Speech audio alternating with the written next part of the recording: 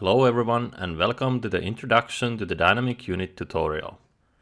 The dynamic unit can be used to calculate flow sheets with static and dynamic calculations. In this tutorial we will learn how to use the dynamic unit with the static calculations. We will start by opening up the shaft furnace model that comes with the HSC installation. So we go to the File, Open Process, navigate to the correct folder, and then double-click the magnetized Sim file.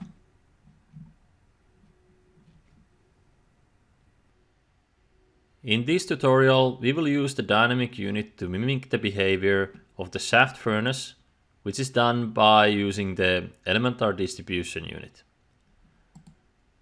So if we go inside the unit and see what happens here, we have magnetite feed, which is oxidized to hematite pellets by using the air and coal as fuel.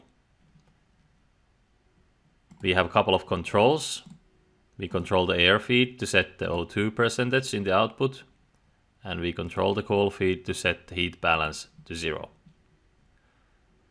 If you want to rehearse how to use the elemental distribution model, you can go back to the tutorial that we made before. However, I will start to do the shaft furnace model now with the dynamic unit. We will start by drawing the unit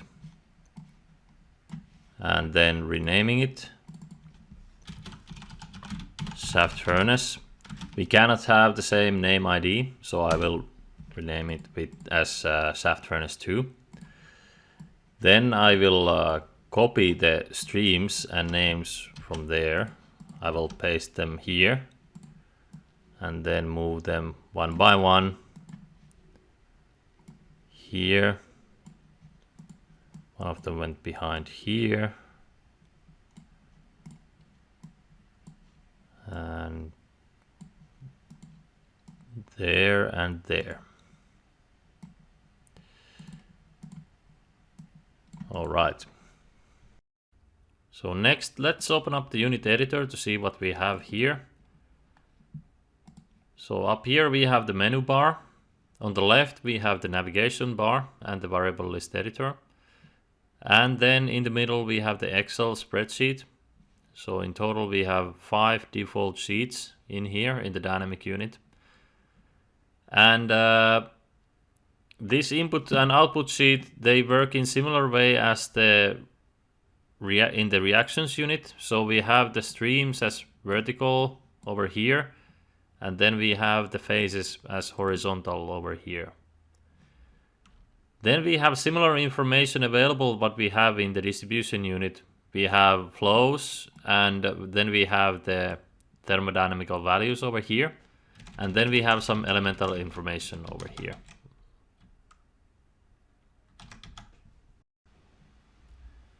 The control sheets is exactly the same what we had before, but completely new thing is the tank sheet. So the tanks in the dynamic unit act as a mass and energy storage during the dynamic calculations. If we use dynamic unit with static calculations, then all the mass and energy that comes inside the unit has to be distributed out during every calculation step. So the output streams are listed here for every phase in the tank sheet. In the tank sheet, we also define the reaction rate of each phase in each tank. And what actually happens inside the reactions is defined by the operation sheets. So if you press here add operation, it will add a new sheet where you can define similar operations, unit operations what we had before. So for example, reactions or elemental distribution, chemical equilibrium, and so on. And whenever you create a new operation sheet, that will appear also in the tank sheet for each phase. And here you can define the reaction rate for that phase.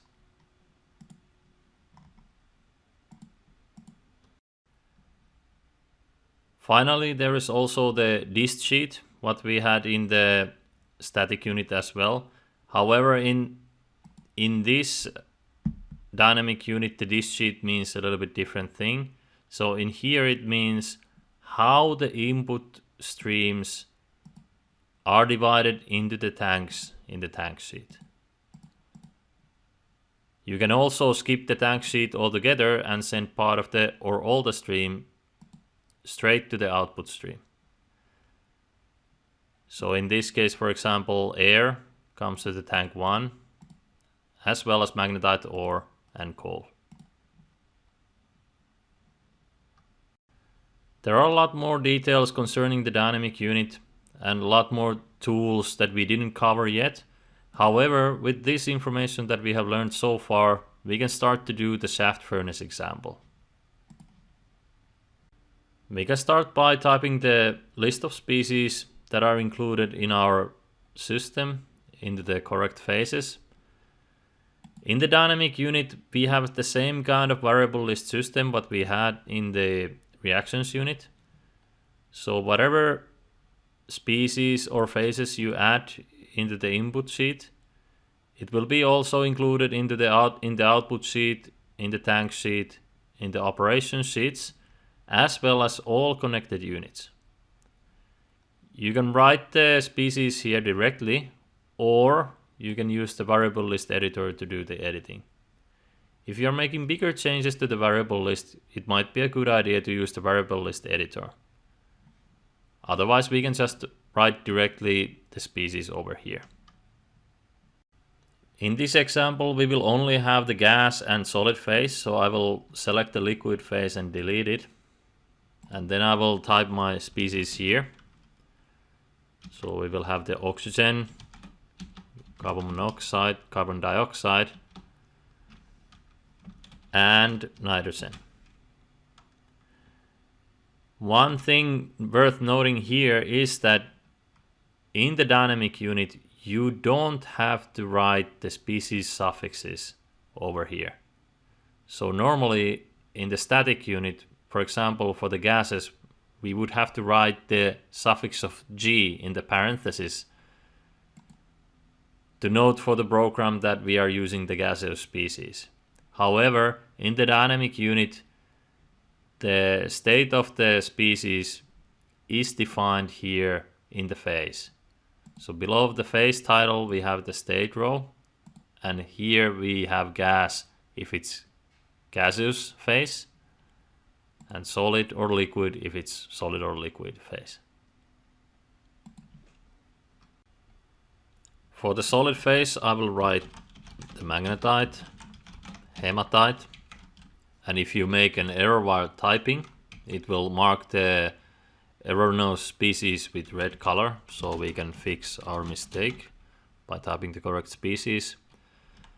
Then we have the coal and silicon oxide. Now there are two ways to define the inputs for the phases. So there is the percentage way, what was used before in the distribution unit, and there is also the absolute amounts way, which was used in the reactions unit. By default, the gas phase uses the percentages, and the other phases use the absolute amounts. If you want to change the type of these measurement units, you can just right click and edit unit and then percentages. Whenever you use percentages, the program will automatically set one species as the rest species. So for example, in this case, it set the silicon oxide as the rest species, meaning that if we type a percentage here for the other species, then the silicon oxide species will always sum up to 100.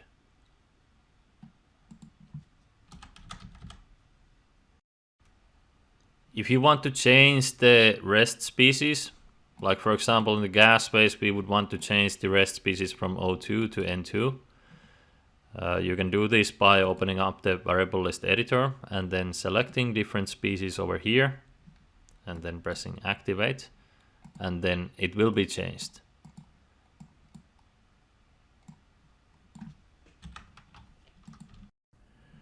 Next, let's set the compositions of the species correctly. So for the air, we have 21% of oxygen, 79% of nitrogen. For the magnetite ore, we have 95% of magnetite and 5% of silicon oxide. And then for the coal, we have 98% of carbon, and then the rest is silicon oxide. We don't know how much coal is needed to heat up the furnace, so I will just guess, put some preliminary guess of 2 or 1. And then for the same for the air, we don't know exactly how much is needed, so I will put 10,000 here. And we want to oxidize 200 tons per hour of magnetite ore, so we put 200 here. And that's it for the input sheet. Next, let's check the dist sheet that it is filled correctly. So we have the input streams over here and everything is fed to the tank 1. That's fine for us. Then we go to the tank sheet and here we define how the phases participate into the unit operations, or operations as we call them in the dynamic unit, and how they are distributed into the output streams after the operations. So in this case we will make only one unit operation, which is the elemental distribution, and we want both of the phases to participate completely into that operation. After the operation, the gas phase will go to the process gas, and the solid phase will go to the hematite pellets output stream. Again, worth noting is that since we are making this unit with static calculations, everything that comes into the tank has to go out during the same calculation round. That's why for each phase we need to have this 100% to the outputs written either for the process gas or for the hematite pellets output stream. If we would run this dynamically, we wouldn't have to take everything out during one calculation step, and this could be even 0 or something between 0 to 100. The same over here. However, this number, the participation to the operation 1, can be less than 100 even for the static calculation. So let's say we want only 50% of the solid phase to react according to the elemental distribution operation that we will do after a while, then we would insert 50% over here. The rest would go out to the hematite pellets.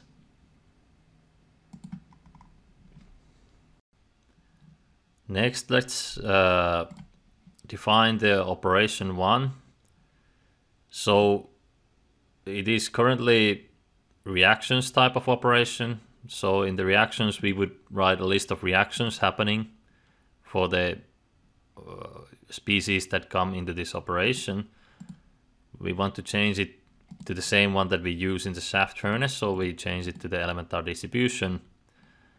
And then we get this familiar looking sheet over here, and it works exactly the same way as it works in the shaft furnace.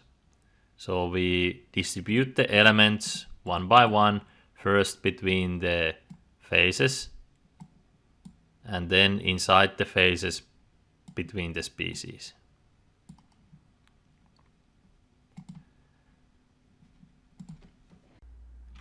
So in this case I will start to distribute the elements now. So the rest of the carbon will go to the gas phase, since most of it will combust to the carbon dioxide or carbon monoxide. I will set that 0.1 is left unburnt. Then for the iron, the rest will go to the solid phase. For the nitrogen, the rest will go to the gas phase. For the oxygen, the rest will go to the gas phase as well. However, for the oxygen in the solid phase, we want to calculate the amount required by the oxide species, so I will set this as float. And then for the silicon, the rest will go to the solid phase. Then in the gas phase, I will distribute the rest of the oxygen to the oxygen species, the rest of the carbon to the carbon dioxide, the rest of the nitrogen to the nitrogen species. As for the iron, I will distribute the rest to the hematite, and then maybe 1% is left as magnetite, and then the rest of the carbon will go to the carbon species, and the rest of the silicon will go to the silicon oxide species. Okay, so we have the 100 over here. We have some funny numbers over here and here. That's because we don't have enough oxygen currently to satisfy the requirements of this sheet. So we need to increase our air feed either by typing bigger number there or using control, and that we will do later. There is one final thing we need to fill up, and that's the section on the right here. So we need to tell where the phases are sent back after the operation has been concluded. And in this case, we only have one tank, so we will just write that all the phases and species are sent back to tank 1. So the logic works so that first the material comes from the input sheet according to the dist sheet to the tanks. Then all the operations are calculated according to these percentages. So the phases and species are sent to the operation. Then from the operations, after the reactions have happened according to the specifications here, the phases are sent back to the tanks, according to the information over here. And once they are back in tanks, then they will go out with these percentages what we have written here. So they will go to the output sheet after that. So we can now try to calculate this system, and let's see what happens if we press calculate over here. We get some warnings, and if we see what is the warning here in this case. So in the shaft furnace 2, the O in gas phase is incorrectly distributed.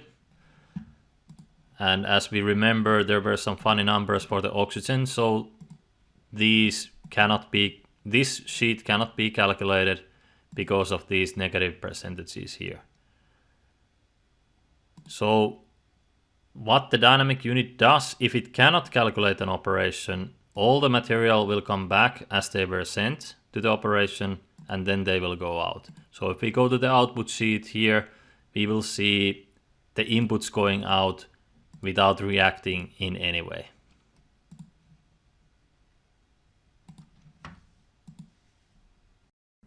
So how to fix this? We need to make a control to adjust the air feed. So we want the O2 output to be 5%, and we measure it in the output sheet process gas over here. We will adjust the air feed to reach the 5% output, and we need to increase the maximum a little bit here. And now if we calculate, then we get the result that this is the amount of air feed we need to input, and so that we reach the 5% of oxygen in the output. So if I go to the output sheet, I will see it here, and if I go to the operation sheet, I will also see more reasonable numbers for the oxygen here. So we got the positive number now over here. Next thing what we need to adjust is the output temperature. So now if we go to the output, we can see that the temperature has already changed in the dynamic unit. So on the contrary to the static units, the dynamic unit automatically calculates the heat balance in the unit. So in this case, with these feeds, what we have over here, the enthalpy balance is reached with the temperature of this in the output. But if we want to adjust this to the 700, we make another control. Output temperature, and we want it to be 700. Measure it in the output here. And then we adjust it with the cold feed, tons per hour. And we get that number from the input sheet.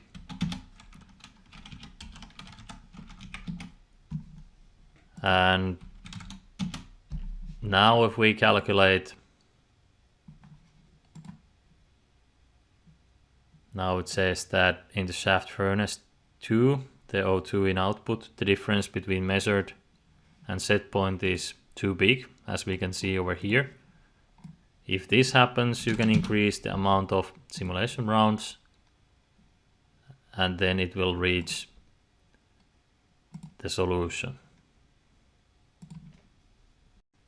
So now we can compare the results a bit. So with 53,000 roughly and 2.28, with those amount of air and coal, we should reach the desired solution. What we have over here, we have very similar numbers here. There might be some small differences due to the controls not reaching exactly the same solutions.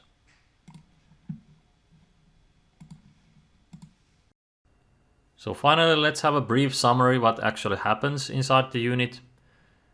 So this is the calculation order for the dynamic unit. So we have 3 steps. On the first step, we insert the inputs according to the dist sheet to the tanks. Then we calculate all the operations inside the unit, and then we calculate the outputs. And in this case, here we have kind of diagram of the shaft furnace. So we have the tank 1, we have solid and gas phase, and then we have an operation which is kind of outside the tank, but we can insert feed into the operation as we do later on. So on the first step, we get the inputs to the tank 1. In the second step, we calculate the operation, and the phases go back from the operation to the tank 1. Solids to the solid phase, gases to the gas phase. And then finally we calculate the outputs, and since we said that 100% go out, then all of the solid phase goes to the hematite pellets and all the gas phase goes to the process gas. This concludes the tutorial. So in this tutorial we learned how to use the dynamic unit with the static calculations, what is the calculation logic and how to use the operations with the tanks, as well as how to use the controls in the static case. Thank you for watching.